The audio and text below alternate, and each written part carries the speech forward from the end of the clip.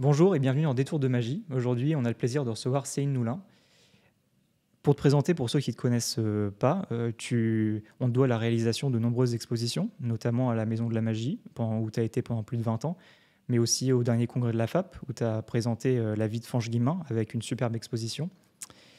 Comme tu le sais, le cabinet d'illusions, il œuvre aussi pour la culture magique, mais force est de constater qu'on est assez peu dans ce domaine à valoriser l'histoire de la magie, ou l'histoire tout court, en tout cas la culture magique. Il y a des musées évidemment en France, mais même ces initiatives-là, elles se comptent sur les doigts d'une main.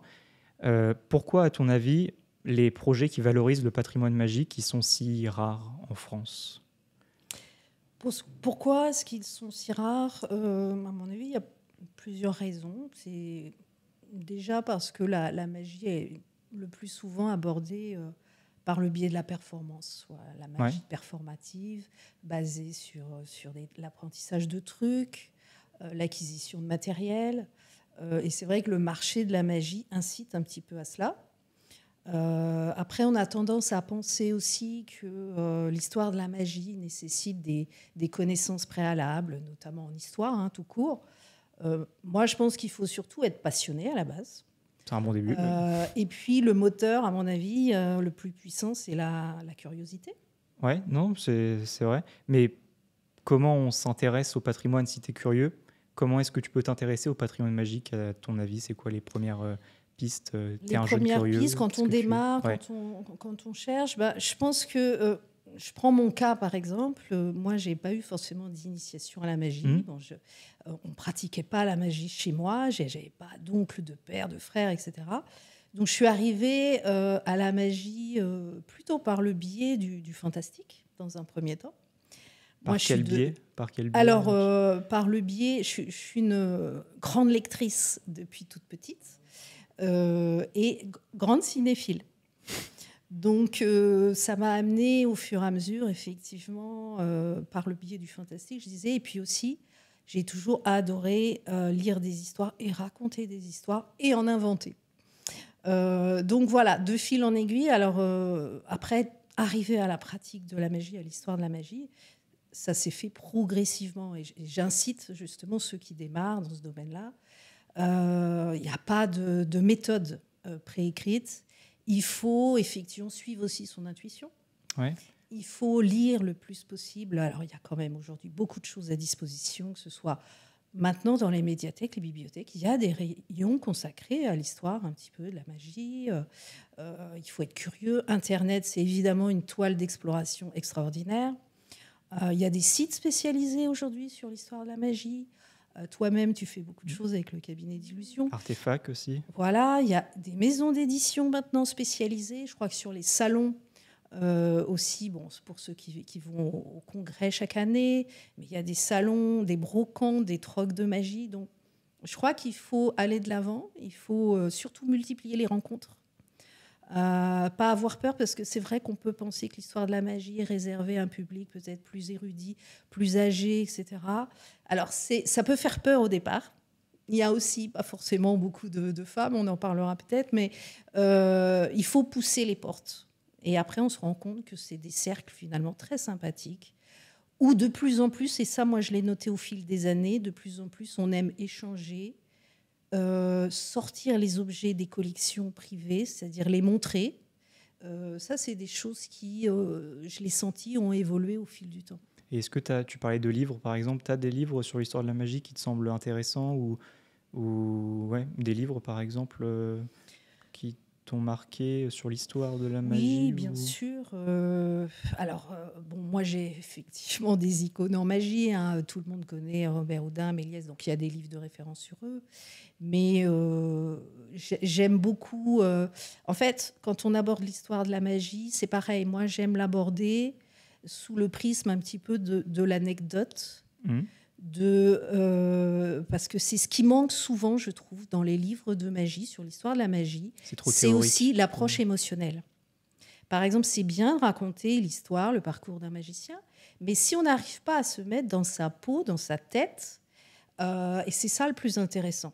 Qu'est-ce que le magicien va ressentir au moment où il monte sur scène, au moment où il a il présente son premier spectacle devant un public, voilà, prêt à le critiquer, à l'évaluer. C'est tout ça que, en tant que spectateur, praticien, on a envie de savoir. C'est vrai. C'est là où Robert Houdin, pour le coup, a fait fort avec ses livres. C'est vrai, parce qu'il a eu une approche plus romancée. Oui. Mais qu'est-ce que ça peut t'apporter? Parce que là, tu disais, les jeunes, tu as donné plein d'exemples de comment commencer à s'intéresser à l'histoire. Tu as dit les brocantes, les congrès, et c'est vrai. Et qu'est-ce que concrètement, les jeunes ou les moins jeunes, parce que c'est pas qu'une question d'âge, il y a plein de jeunes motivés et des moins jeunes moins motivés. Qu'est-ce que ça peut apporter à ces personnes concrètement de s'intéresser à l'histoire de la magie, selon toi? Déjà, je trouve que c'est fondamental de connaître l'histoire de la discipline qu'on pratique. Je trouve que si on ne connaît pas ça, c'est comme si on pratiquait quelque chose sans connaître le passé. Et du coup, c'est difficile d'écrire le présent et d'imaginer l'avenir de sa discipline. Donc, moi, ça m'est arrivé bien souvent, quand je montais des expositions, par exemple, de me rendre compte, d'être complètement étonnée de voir qu'il y avait, même dès le Moyen-Âge ou XVIIIe siècle, etc., des objets magiques qui étaient bien plus perfectionnés que ce qu'on peut trouver aujourd'hui dans certaines échoppes. Je pense, par un exemple qui me vient en tête, c'est les livres à transformation magique. Ah oui, c'est pas tout jeune, ça. Où on voyait des livres jusqu'à 12 transformations. C'est vrai. Absolument incroyable. Et en plus, avec l'approche esthétique, c'est-à-dire des beaux objets. C'est vrai. Mais là, les livres à transformation, déjà dans le Prévost, ça y est, donc 1584. Donc oui, ça fait quasiment un millénaire que ça existe. Mais justement, là, tu parlais d'exposition, etc. C'est quoi, selon toi, les façons de valoriser l'art magique? On a vu qu'on pouvait faire des brocantes, etc. Mais je sais que toi, concrètement, tu as œuvré beaucoup pour tout ça. Tu as été pendant 20 ans à la tête de la Maison de la Magie à Blois. Est-ce que tu te souviens de combien d'expositions, par exemple, tu as réalisées là-bas? Oui, pas mal. Environ 25 expositions. 25 en 20 ans, ça fait un bon ratio. Avec deux sortes d'expositions différentes. La moitié environ des expositions de plus courte durée, un mois maximum, et plutôt ciblées autour de personnages connus ou de thèmes. Tu as des exemples? Oui, par exemple, tout le monde a connu Garcimore, ou a le souvenir de l'humour de Garcimore. On avait fait une exposition aussi sur Jacques Delors. Alors toujours en associant sa famille aussi, sur le grand créateur aussi d'effets spéciaux, Pierre Delle, qui était le truqueur des films de Jacques Tati. Oui, et puis, pour faire référence à l'actualité, qui avait travaillé avec Jean-Paul Belmondo, Alain Delon, enfin extraordinaire. C'est des gens c'est quelqu'un que j'ai rencontré, Pierre Delle par exemple, et j'ai eu la chance de découvrir tout son patrimoine de photos et de rentrer dans son garage où il avait encore tous les trucs qu'il avait créés pour ses tournages. Alors Pierre Delle, c'était une rencontre extraordinaire. Et quand on repense à ça, c'est une époque effectivement où les trucages numériques n'existaient pas encore. Il fallait tout faire à la main et avec l'ingéniosité du magicien. Donc c'est vrai que toutes ces expositions, de fil en aiguille, il y en a une autre qui me vient en tête aussi, c'était des fois des thèmes que j'aimais un peu plus originaux, le lien entre la magie et le chocolat. En faisant une histoire croisée entre Robert Houdin, évidemment, qui est né à Blois, et Auguste Poulain, qui a développé son usine. C'est exactement dans le même bâtiment que l'un a ouvert son premier atelier de chocolatier et l'autre a vu le jour. Donc des histoires croisées comme ça, mais qui permettaient à chaque fois d'explorer le patrimoine. Et je crois qu'il ne faut pas avoir peur d'oser aborder des thèmes plus justement improbables ou qui vont nous obliger à tisser des fils qui ne paraissent pas évidents. Je me souviens d'une année où on a effectivement abordé le thème de la magie et du papier. Je pense que ça n'avait jamais été fait. Ça a été, pour moi, une des aventures qui m'a le plus emballée parce que là, j'ai découvert d'un seul coup le monde magique, je dis bien magique, des origamistes. Qui font des merveilles avec... qui font des merveilles. il y a beaucoup de points communs avec les magiciens. Je me suis aperçue qu'il y avait des compétitions nationales, européennes, internationales, tout comme les magiciens, avec la même dextérité, avec la même recherche de transformation du matériau. Et là, tu parlais effectivement de qu'est-ce qui... le papier, par définition, c'est le matériau le plus simple qui soit, qui est à la portée de tous.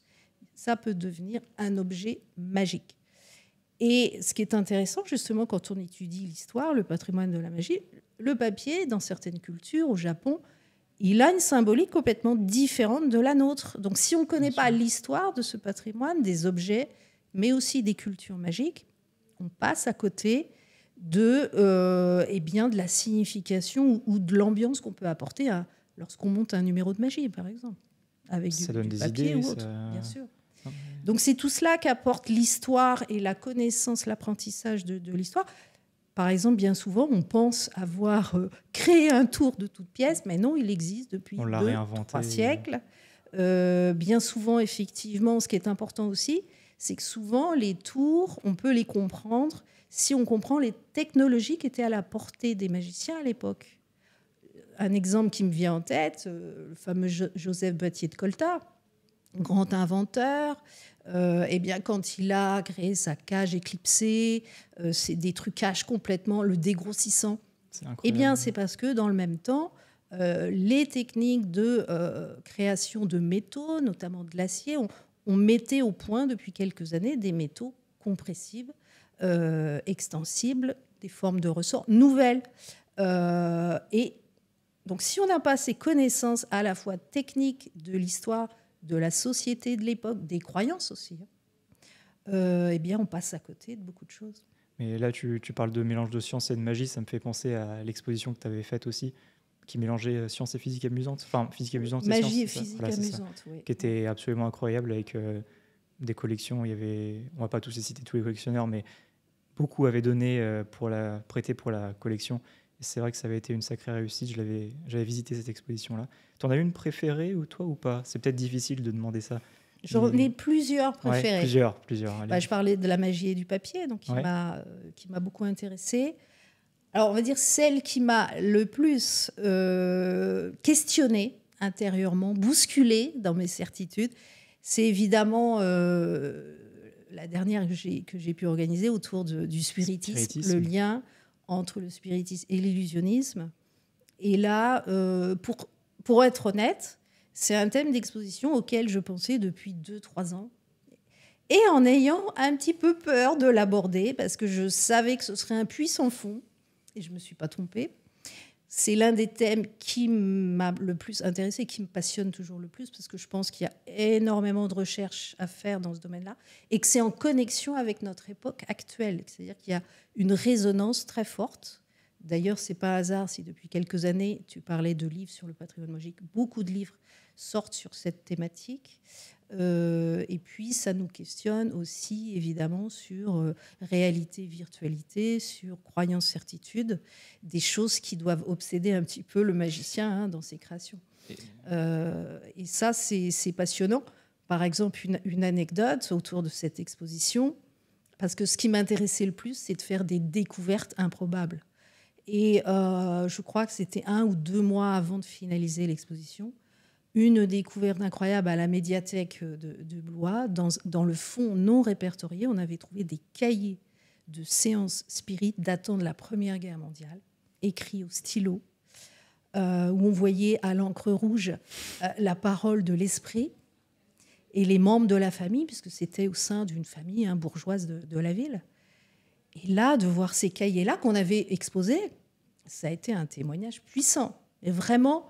en plus en prise directe.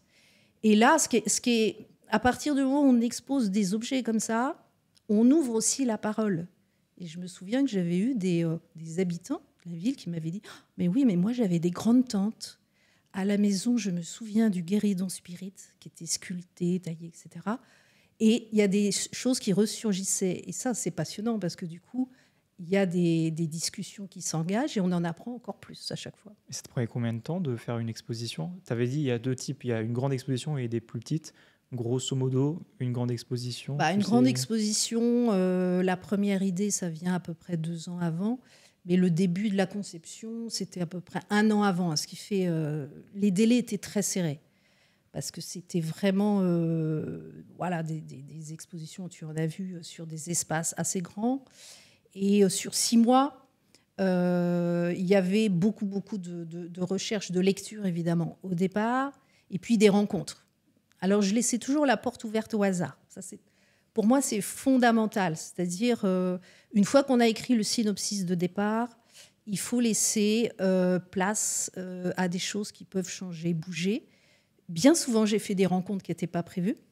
J'ai le souvenir, par exemple, d'une rencontre vraiment extraordinaire qui m'a assez bouleversée. À l'époque, c'était l'exposition sur les automates qu'on avait fait, donc toute l'histoire, horlogerie, automates, jusqu'à la robotique, l'intelligence artificielle. Et j'avais eu la chance de rencontrer Cosette Descamps, qui était l'héritière de la grande famille de créateurs d'automates français. Elle avait plus de 95 ans quand j'ai pu la rencontrer chez elle, dans sa maison, dans le Lot.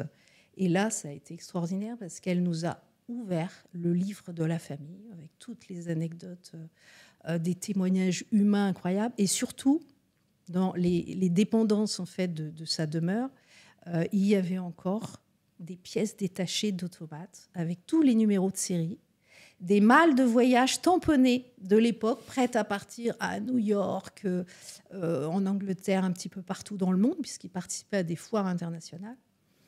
Et là, ça a été des rencontres comme ça.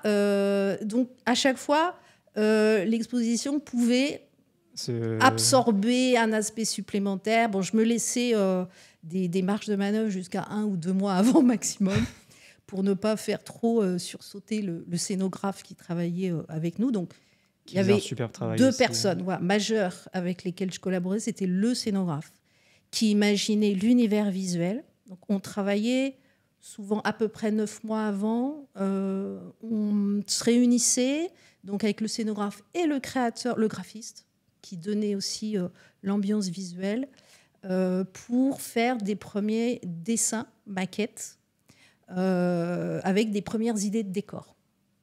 Donc, 9 mois avant, du coup. 9 mois avant, à peu près.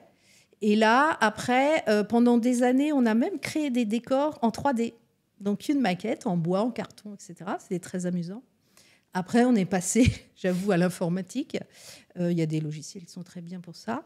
Et puis, petit à petit, les choses avançaient. C'est-à-dire qu'au fur et à mesure, moi, de mes recherches, de mes découvertes de collections, alors, des collectionneurs privés, j'ai beaucoup collaboré avec eux, et beaucoup de musées privés, pour des raisons de souplesse, de fonctionnement plus rapide. Et on a fait des découvertes extraordinaires. Je me souviens que justement, pour Magie et Sciences, on a pu emprunter une collection extraordinaire dans un lycée. Ils avaient toute une collection d'objets scientifiques du XVIIIe siècle. Exceptionnel. Je m'en souviens, oui. Donc ça, c'est effectivement des trouvailles. On est content quand c'est comme ça parce que à la fois, on valorise des collections que personne ne voit jamais, et en même temps, il y a un échange puisque les étudiants, les lycéens étaient venus voir l'exposition. Enfin, il y avait tout un programme pédagogique qui était construit autour de chaque exposition avec des propositions d'ateliers, d'animation, de spectacles. Et donc beaucoup d'écoles qui venaient effectivement chaque année découvrir ce thème différent. Et ça fait plaisir aux collectionneurs de voir, à mon avis, leurs objets dans des belles vitrines. Prendre une autre vie. Et puis, parce que ça, c'est évidemment vous présenter un objet de magie dans une vitrine sans en... Il faut l'expliquer. Voilà. Quel est l'usage de cet objet, son histoire donc ça, c'est pour ça qu'on utilisait énormément la vidéo aussi. C'est vrai, c'était des petits films de présentation, des extraits aussi de films, donc de cinéma, de documentaires, etc. L'année où on a fait, par exemple, la grande exposition sur Fantasmagique Cinéma.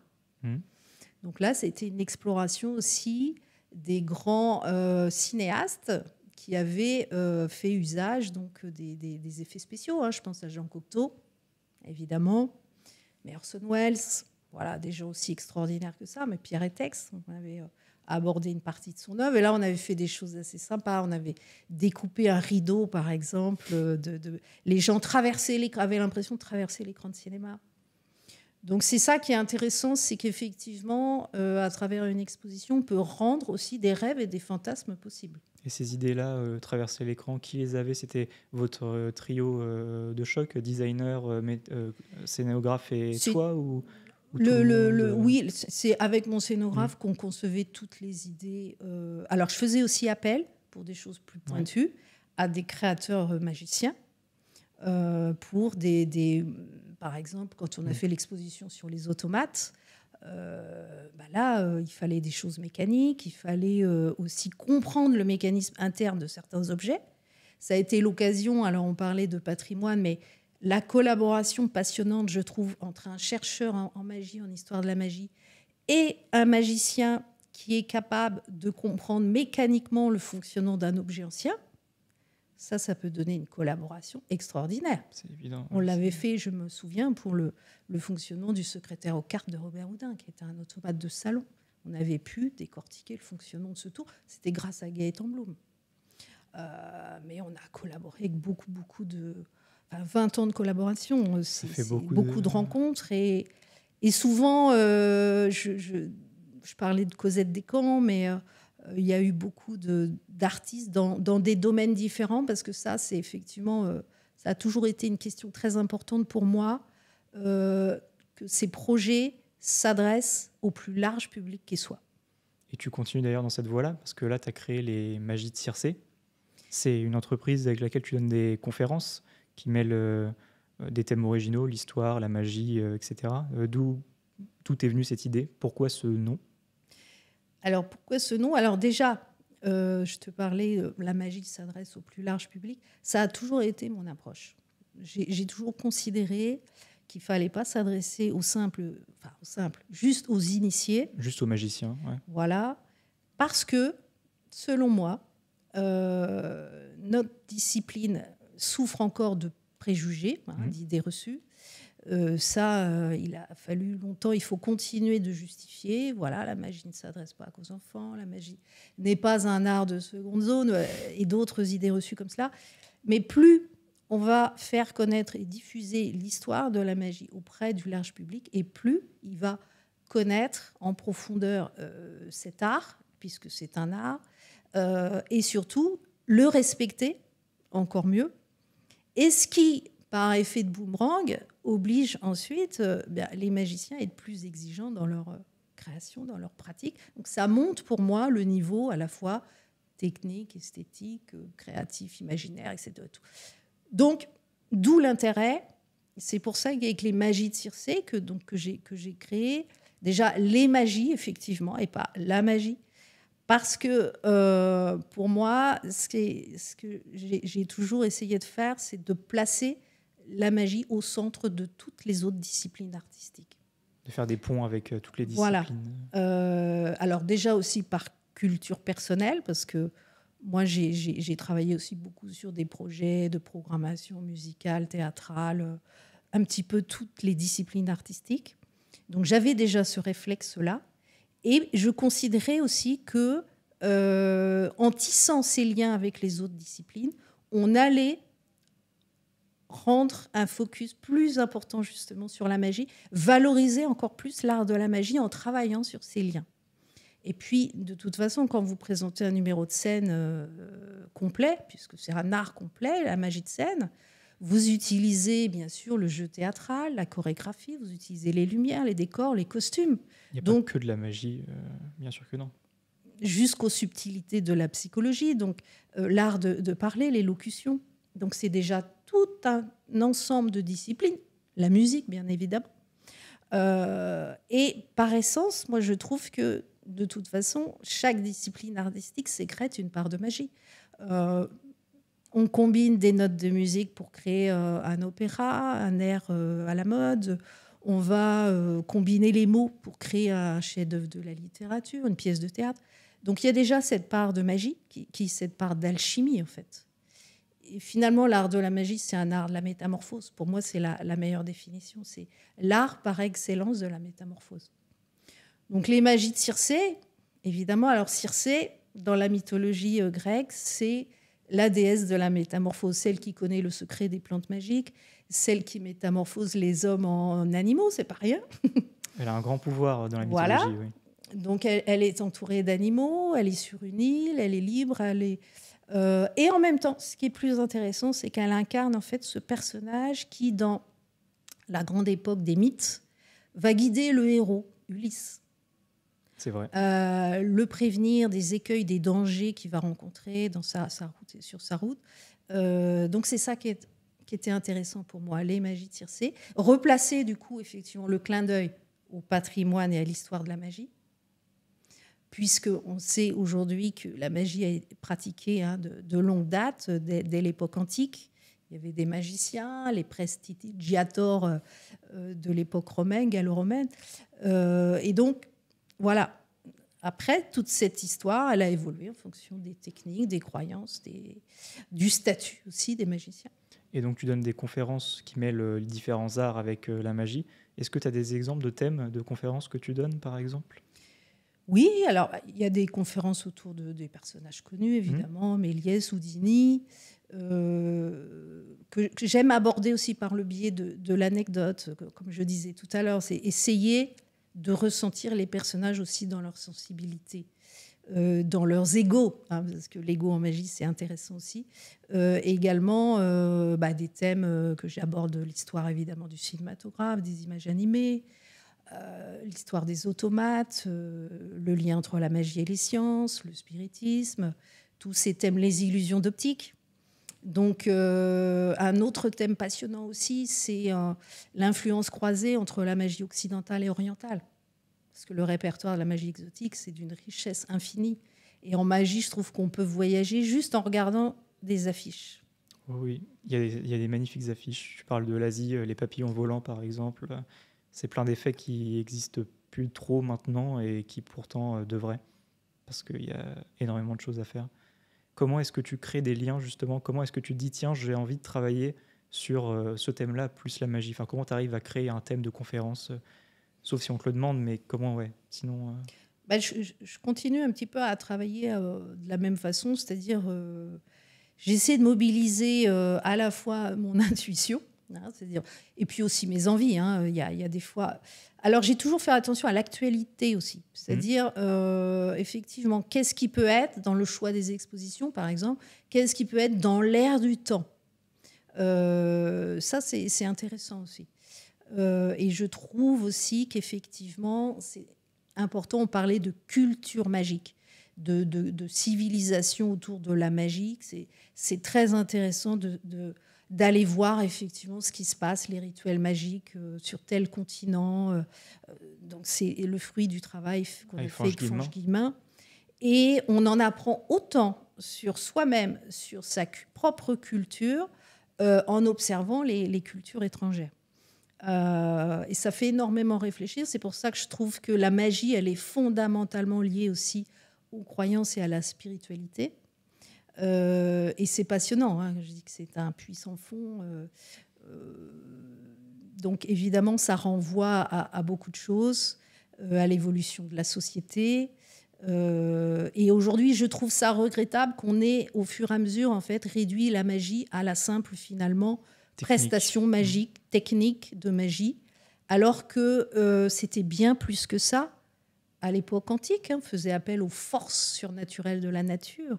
On invoquait les dieux. On était quelqu'un d'inaccessible, de très puissant.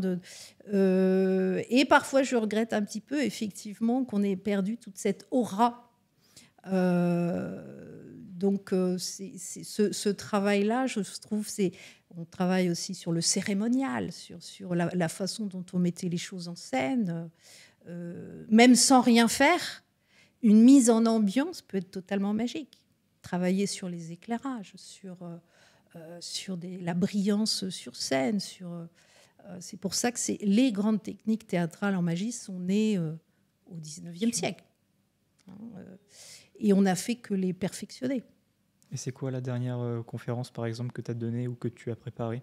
Le dernier thème que tu as abordé Alors, dans les prochaines conférences, ce sera surtout autour des femmes magiques Parce que j'ai créé 2 cycles de conférences, donc les arts magiques, qui sont plus sur une approche plus la base de l'histoire de la magie, et les femmes magiques, où je m'intéresse plus à la créativité magique, en fait, des femmes, mais dans toutes les disciplines artistiques. C'est-à-dire que ce soit à travers la peinture, la mode, la littérature, le cinéma, parce que moi, je considère que des femmes qui n'étaient pas forcément juste des praticiennes de la magie ont eu une créativité magique malgré tout, parce qu'elles ont utilisé des médiums, des techniques, ou juste dans la façon de mettre en scène des procédés magiques. Et ça, c'est une exploration alors qui va dans la continuité de mes recherches. Mais, et par exemple, le personnage que j'ai étudié récemment, c'est Loie Fuller, la fameuse créatrice de la danse serpentine, mais qu'on a souvent réduit à ça, mais qui a été bien plus que cela. Elle a déposé des dizaines de brevets d'invention. Elle avait un laboratoire de création. Elle a collaboré avec des gens comme Edison. Elle a rencontré les frères Lumière. Enfin, elle a tous les gens qui comptaient dans les nouvelles technologies. Elle a rencontré Pierre et Marie Curie. Elle a travaillé sur des danses phosphorescentes, etc., des sels argentiques, des choses complètement nouvelles, et puis avec des illusions sur scène à base de rideaux de miroirs, des projections qui partaient du sol sur les côtés, jusqu'à 17 projectionnistes de lumière par spectacle. Tu parlais de belles affiches, celles de Loie Fuller sont quand même incroyables. Rien qu'une affiche de Loie Fuller, c'est déjà une affiche magique.